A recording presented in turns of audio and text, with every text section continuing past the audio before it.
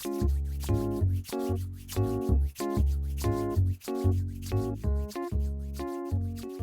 gardening friends. I want to take you on a little tour of what has been accomplished so far in the garden and what we have yet left to do. As you can see, things are coming along with the wood chip paths and the growing beds in between those spaces. In this bed here, I've already planted some ornamental peas that will climb this structure here and make it look a lot prettier than it does now. And there will also be a variety of kitchen herbs planted all in through there. The strawberry bed is doing well. What I'm discovering is that last time that it rained, these are all radish sprouts and probably some of my lettuces too. And it looks like the rain just kind of rinsed them all out of the bed where I placed them and into the mulch. This mulch berm that I built up here to keep the soil in the strawberry bed rather than having it wash away like it did during that heavy rain. So it looks like the berm is doing its job, but all of my little seedlings are in the mulch. They don't appear to care. They seem to be doing fine, so I guess that's fine with me too. I'll just have radishes in the mulch.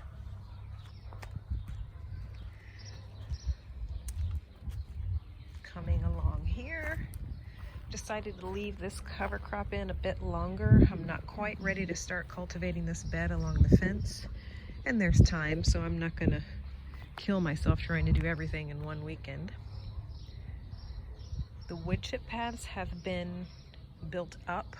It's got about 2 layers of worth of depth now from the first round that I put down, just to kind of assess how many wood chips we have and how much I would be able to use this season. There's plenty. So I put it on very thickly. You can kind of see here, again, there's a berm of chips that I'm building up that will keep the soil in this bed. And also I've left the cover crops kind of peeking out here along the boundary so that their root system and their structure will help hold everything together. There's really not much holding this place together. We've just got very light soil and wood chips. There's no wood or edging or anything to keep all this in.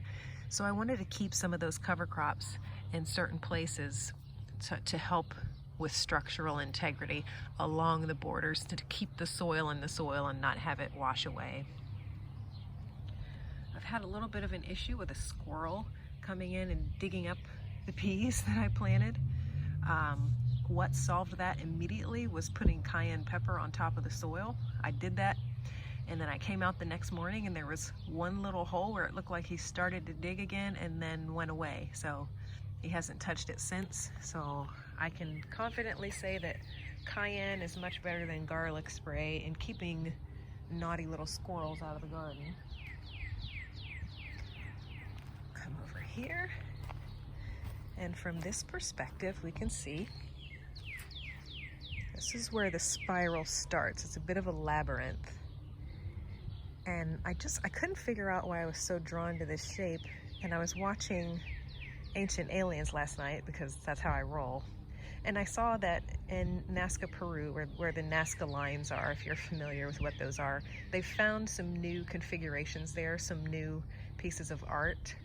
And one of them looks exactly like this. It's a square spiral where there are 2 paths that you can walk within the spiral. So I thought it was really cool that, I don't know where that pattern was coming from, but it's actually coming from this very ancient and interesting place. Anywho, this is where you would enter the spiral. And on this side, I've got Yukon Gold potatoes. I got some organic seed potatoes. Wow, that was loud. Right here at the beginning of the bed, I'm putting in a lovage plant. Now, lovage gets really big. It can get up to 6 or 8 feet tall if you'd let it.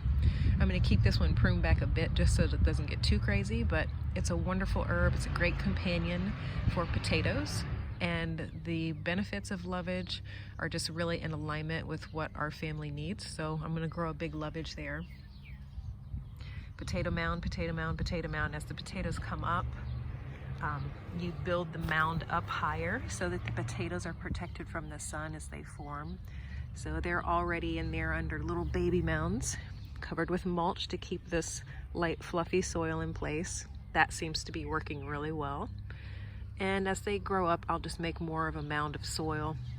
In between, I'm going to plant potato companions such as thyme and parsley and all of the things that help protect potatoes from bugs. Over here on this side of the path, we have the red cabbages. This little red cabbage is in a pot because I think it wants to come live with somebody. I'll have a plant sale and swap soon, and maybe someone will want this little cabbage.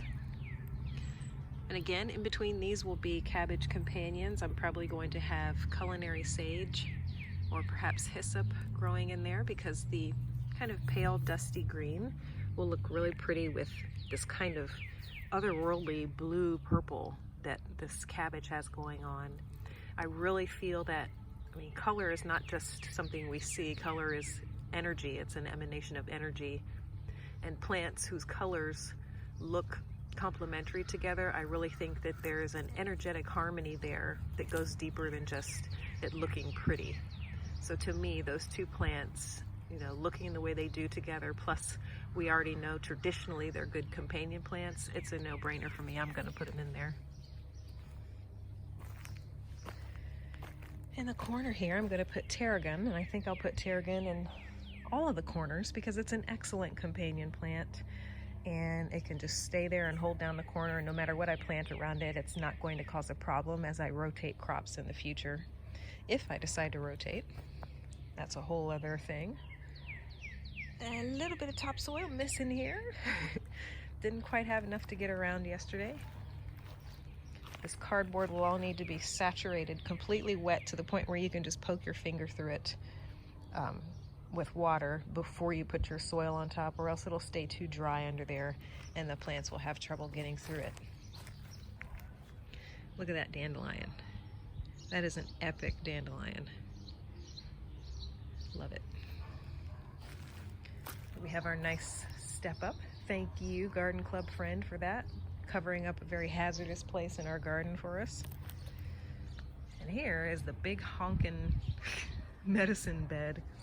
This bed is designed to drain very rapidly. You can see all of the perlite. There's a lot of sand in this soil mix, and it will allow the plants that I put in there who like that kind of soil, like a succulent type soil, to get the drainage that they need and to not have too much richness or nutrients, because they don't like that. They tend to get leggy and weird, and they're just not happy if the soil is overly rich.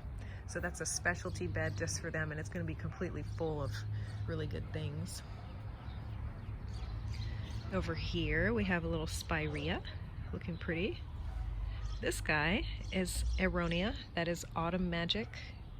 We were talking about that on the page before. It's a wonderful native Ohio shrub that puts out really nutritious berries, and it's just a beautiful, beautiful plant, especially in autumn when it turns kind of orangey yellow. And then we have some Chinese ground orchids that will be coming up soon, very soon, hopefully. And then at other places here along the spiral, we'll just have herbs and plants. I'm going to have a lot of perpetual spinach, chard, things like that coming up. I'll have some more herbs along here. And in this part, I haven't decided yet, but I'm sure it'll be awesome. And coming over here on the other side of the medicine bed, another spirea. And we have another aronia here, and this is a Nero. It's a blackberry variety, and it is just starting to bud out. You can see the buds just coming. It's breaking dormancy. I kept these protected in the greenhouse when the weather was really chilly when I first got them, and they're in the ground now, but they are still vulnerable when it starts to get really cold at night. So I put them under these plastic clochets. It's just a plastic bin, but that's how it's functioning, and that keeps it warm over the night when it dips into the 30s. If it got to the point where it was going to be freezing or below, I'd put 2 layers of protection on them because they're just kind of vulnerable right now. And over here is the goji berry bush, which don't look like much right now. It's still dormant. and it arrived in a dormant state. So I just put it right in the ground because since it was still dormant, it wasn't going to be hurt by our late winter, early spring conditions. And so there you have it. That's where we are right now. Next order of business is just getting some more topsoil in here so that I can finish off these beds. And then planting all of the lovely medicinal herbs that will go in this very fine soil. You can see how sandy and crumbly this is. Yeah, that's not Ohio clay, and they're gonna love that. And as for the rest of these little friends, I'll keep you posted. And until then, happy gardening.